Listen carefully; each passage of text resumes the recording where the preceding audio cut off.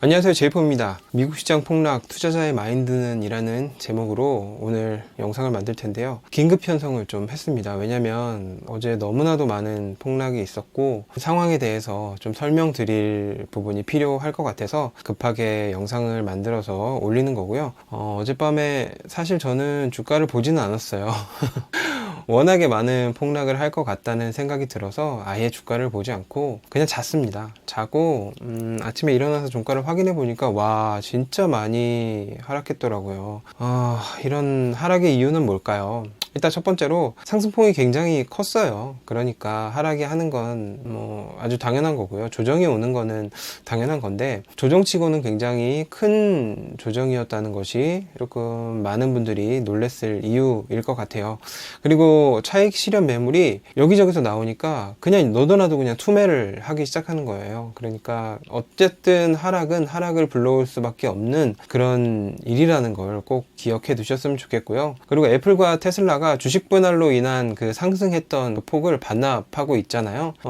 그건 어쩌면 당연한 거라고 생각해요. 너무 많이 올랐고 주식 분할하는 이유가 그냥 아무런 이유도 없는 거거든요. 그냥 유동성을 더 많게 하고 더 많은 투자자들이 참여하게 만들어주는 분할인데 시가총액에는 아무런 변화도 없는 분할이었는데 많은 투자자들이 그곳에 몰려서 좀 큰 상승폭을 만들었던 것이 지금 이렇게 반납하고 있는 중이 아닌가라는 생각이 들고요. 또 빅테크가 하락하다 보니까 또 모든 종목도 이거 하락으로 이어지나 보다, 하락 추세로 모멘텀으로 가나 보다 하고 투매로 또 이어지는 거, 그리고 개인 투자자가 현물 투자에서 파생 투자로 또 이어지고 있대요. 지금 파생 투자를 엄청 많이 하고 있다고 해요. 그래서 좀 폭락이 많이 이루어지지 않았나라는 생각이 들고요. 테슬라는 하룻밤 사이에 20%가 빠졌습니다. 엄청난 하락인 거죠. 하룻밤 사이에 15% 18% 상승한 적도 있었으니까 10% 하락은 그렇게 힘들어하는 이유가 되지는 않지만 저 고점, 그러니까 이 부분에서 매수를 했던 분들은 지금 엄청나게 힘드실 거예요. 엄청나게 고통스러우실 거예요. 그리고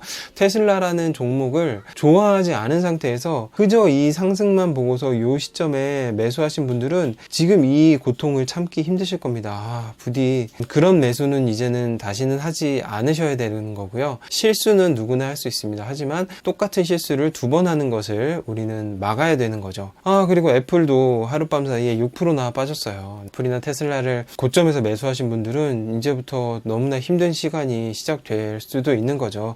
언제 그랬냐는 듯이 오늘 다시 손실을 만회할 수도 있지만 사실 쉽지는 않아 보여요. 제가 볼 때는. 왜냐면 그냥 아무 이유 없이 상승한 거거든요. 그냥 투자자가 몰려서 사는 사람이 많아서 상승한 거니까 이렇게 또 다시 한번 상승하기는 쉽지는 않을 것 같아요. 콜옵션은 뭔지 한번 얘기를 해봐야 될 것 같아요. 갑자기 무슨 뜬금없이 콜옵션 얘기냐라고 하실 수도 있지만 그 다음 장면을 보시면 제가 왜 콜옵션 얘기를 하는지 알게 되실 겁니다. 콜옵션은 그냥 아주 간단해요. 그냥 한 가지만 생각하시면 돼요. 콜옵션 매수자는 주가가 상승할 것을 기대하고 콜옵션 매수를 하는 거고요. 콜옵션 매도자는 주가가 하락할 것을 기대하고 매도하는 겁니다. 그러니까 콜옵션을 샀을 때 주식이 상승해야지 콜옵션 매수자는 득이 되는 거고요. 콜옵션 매수를 한 후에 매도하는 사람은 주가가 그 이후에 하락을 해야지 이득을 보는 겁니다. 그러니까 한 가지만 기억할 것은 뭐냐면 주가의 하락 시 콜옵션 매도하게 되면 주가는 더 많이 떨어지고 콜옵션 매도하는 사람들은 더 많은 수익을 챙기게 된다는 거, 요거 한 가지 아시면 되고요. 네이버에 나스닥 콜옵션이라는 문구를 넣고 검색을 하게 되면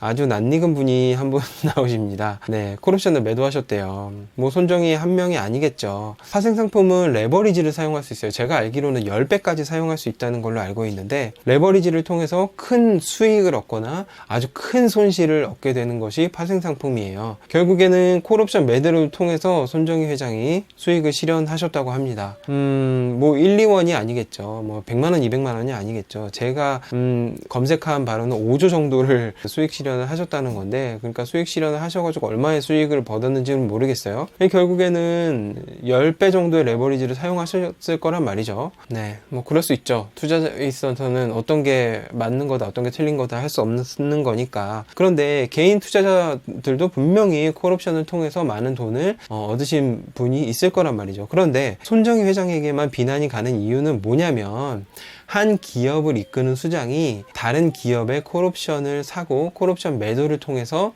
수익을 얻었다는 그게 문제가 되는 겁니다. 자신도 기업을 경영하는 사람이고 자신도 기업의 주가를 관리해야 되는 사람인데 다른 기업의 콜옵션을 사고 파는 행위를 통해서 수익을 얻었다는 것, 비난이 가는 이유고, 이것이 도의를 지키지 않은 것이다 라고 이야기하는 분들도 있는데, 뭐 비난할 수 있죠. 비난 받을 수 있고, 그런 거는 뭐 막을 수는 없겠지만, 그래도 투자자예요. 네.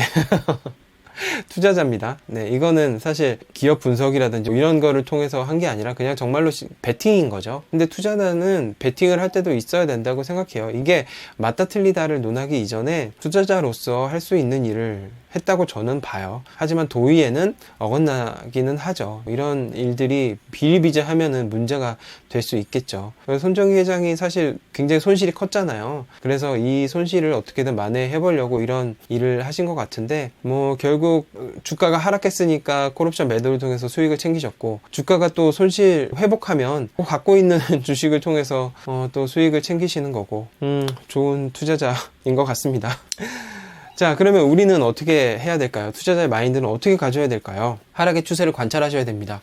이게 계속해서 하락을 가져갈 건지, 모멘텀을, 추세를 가져갈 건지, 아니면 회복의 기미가 좀 보일 건지 좀 관찰을 하셔야 돼요. 그 동안에 섣부른 추가매수, 왕창 매수하는 거 아주 독이 될 수 있으니까 조심하시고요. 계획을 세우고 기계적인 매수로 대응을 하셔야 됩니다. 꼭 계획을 세우셔야 돼요. 그리고 기계적인 매수로 대응을 하셔야 돼요. 그리고 손실이 많은 종목에 대해서 섣부른 손절은 또 독이 될 수 있어요. 15% 이상의 손실을 보면 사실 저는 손실을 만회하기 힘들다, 그래서 손절을 하거든요.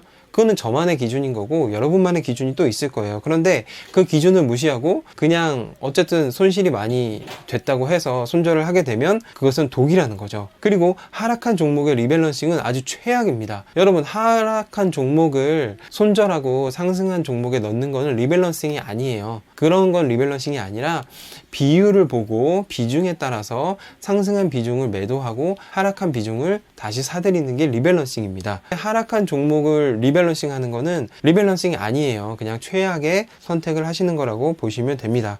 이쪽에 보시면 제가 오늘 블로그에 올린 내용인데요. 저는 내일까지 하락이 계속되면은 분할 매수 계획을 세울 겁니다. 그래서 기계적으로 분할 매수를 하기 시작할 거예요. 이 손실이 회복이 언제 될지는 모릅니다. 저도 계좌에 마이너스가 찍혔고요. 이 마이너스를 회복하려면 얼마나 걸릴지 그건 아무도 모르는 거예요. 주식 가격이 어떻게 될지, 지수가 오르고 내릴지는 아무도 모릅니다. 우리가 할 수 있는 것은 좋은 기업을 골라야 되는 거고, 어쨌든 기업에는 문제가 없잖아요 지금. 그러니까 하락의 모멘텀 추세를 좀 본 다음에 기계적인 매수로 대응하시는 게 좋을 것 같습니다. 네, 여러분 도움이 되셨다면 구독, 좋아요 꼭 부탁드리고요. 손실 구간이 있기 때문에 지금 많이 고통스러우실 거예요. 저도 고통스럽고요. 하지만 이 시간을 잘 견디시고 조금씩 용기를 내셔야 수익이 따라온다는 점을 꼭 명심하시고 좋은 기업을 고르고 자신을 믿는 것, 그것이 좀 필요한 시기인 것 같습니다. 네, 오늘은 여기까지고요. 지금까지 제이폼이었습니다. 고맙습니다.